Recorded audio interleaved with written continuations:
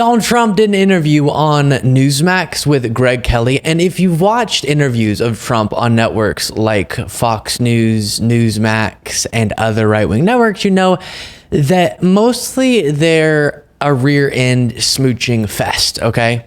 Sorry to put that image in your head, but that's what goes on. He gets complimented. Even the questions that should be somewhat hard to answer are something like, "How do you do it, sir? This is so tough. They're so horrible. Tell us about how you became so strong." And so anytime I see even the slightest inkling of a confrontation on these networks, I find it to be interesting. And here, Greg Kelly brought up something that's one of the rare issues where MAGA has a gripe with Donald Trump. And that is, as insane as this is, they're not happy with Trump for deciding, as they see it, we'll get into the facts on that, but deciding not to go after Hillary Clinton while he was president. He promised while he was running, lock her up. But now that he's out of office, she was never prosecuted, right? And they're very upset with that. And the host actually seems to be taking Trump's side, but wants him to give an answer as to why didn't you follow through on this promise to go after Hillary Clinton, because some people are upset with that. And here was how Trump responded. And so many things are wrong about this clip, as you're about to observe. The president, quick flashback to 2016, the debate in the town hall with Hillary Clinton. Take a look at this. I'm going to really quickly pause your viewing of this video to ask you to subscribe to the YouTube channel. Just click that subscribe button, plus the like button as well, and the alert bell so you get notifications. Back to it. It's just awfully good that someone with the temperament of Donald Trump is not in charge of the law in our country. Yeah, because you'd be in jail. Secretary Clinton.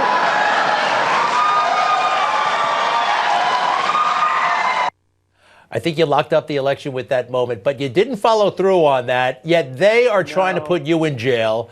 No, my question is, you were asked about that. You said, look, these are good people. I don't want to hurt them. And I kind of thought that was a very honorable thing to say. What happens if you become president again regarding them and the rest? Well, let me tell you, I didn't want to. I thought it would be a terrible thing. And there were opportunities, obviously, and good, strong control. Everything was good, but I did not want to. And I thought it would be a terrible thing for our country. They don't care. These people are radical lunatics. They don't care. And they have to be very careful with what they're doing because it comes back to bite. So him saying these people have to be careful with what they're doing because it comes back to bite is what a lot of people were discussing, because it's him obviously setting up the justification for why he would, in a second term, politically persecute his political opponents, which I obviously have spent a lot of time explaining why it's not the case, and there's been absolutely no evidence brought forward that Biden has involved himself in these prosecutions or that this is some unjust witch hunt to take Trump down politically. But let's even pretend like that's what's happening.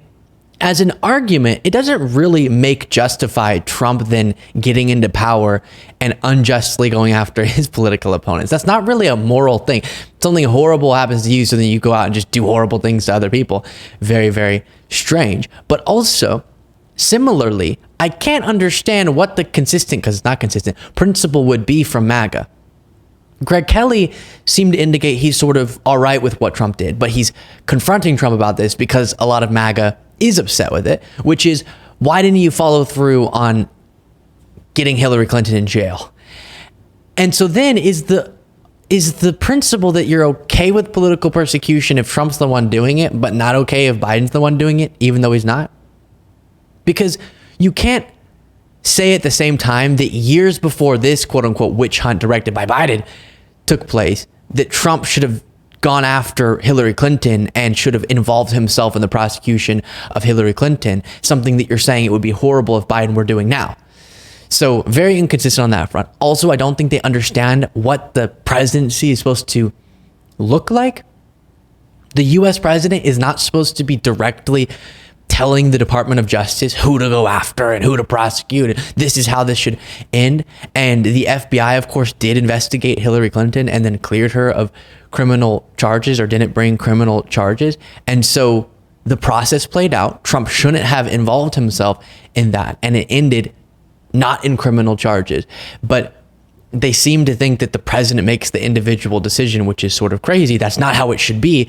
But again, even in their accusations against Biden, they seem to indicate a misunderstanding about that. And then here's an interesting piece from MSNBC that fact checks the idea that Trump just said, as was stated in that clip, that these are good people and I don't want to hurt them.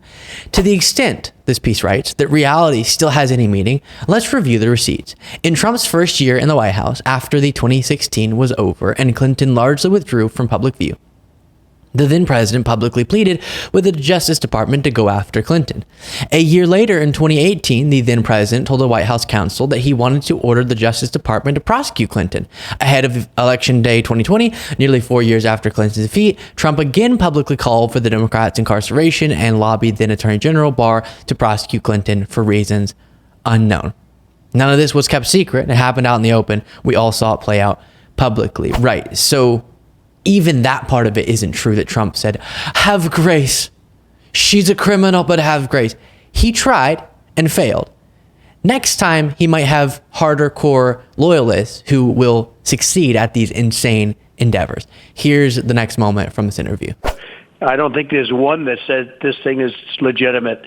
It's a political witch hunt. Alvin Bragg, you have crime all over the place, violent crime, and they've got 20 prosecutors and people from that office sitting there. It's a disgrace. But I think it's being shown for what it is, and I think we're doing very well. It is wild what's happening. We don't want to get you in trouble with that silly gag order. That silly gag order because you keep attacking witnesses and judges and the family of judges. Gosh. Now, he said that this same argument, oh my goodness. Again, even if we accepted the premise of his argument, which is that crime's up in New York City and across the country, still, we don't stop going after other types of crime other than violent crime when violent crime is on the rise.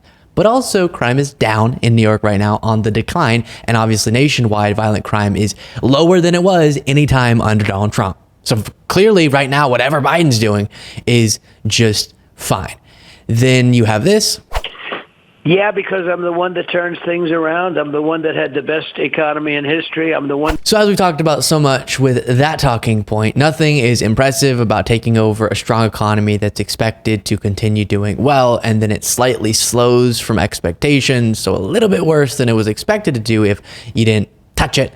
And then the crisis, the moment where you're supposed to be a leader, takes place and you completely mess it up. And instead of bolstering your public health officials' messages and keeping people safe, you're talking about bleach in the body and UV light in the body. And everything collapses, crime spikes, the economy's a disaster, and then Biden has to pick up the pieces. Nothing exactly economically incredible about that.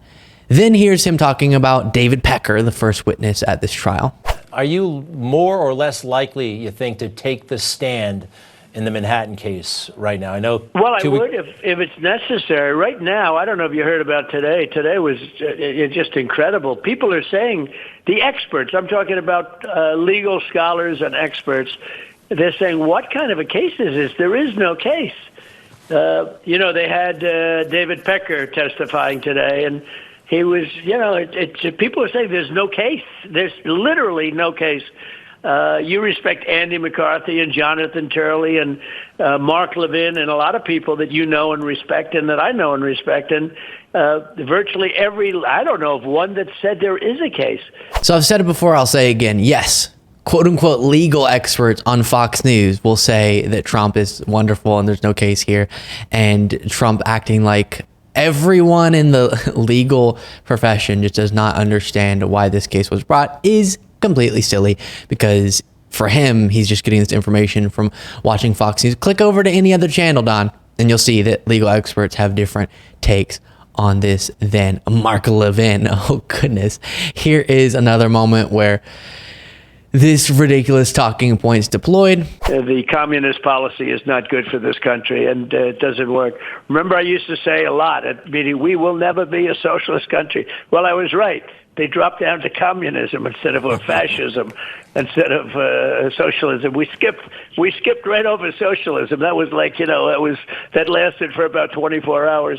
Yeah, so it'd be interesting to hear Trump try to define those terms, because clearly he's struggling with the meaning of them for multiple reasons. One being smushing communism and fascism together, but also saying that we already were socialist and now we're communist. What? Because Biden capped the cost of insulin? Oh my goodness. Crazy stuff. Here's one more moment. You know what they want to do? They want to silence you so you don't fight. If you fight for a fair election, they say it's election interference. Look at Arizona, what they just did with Arizona, the Democrats again.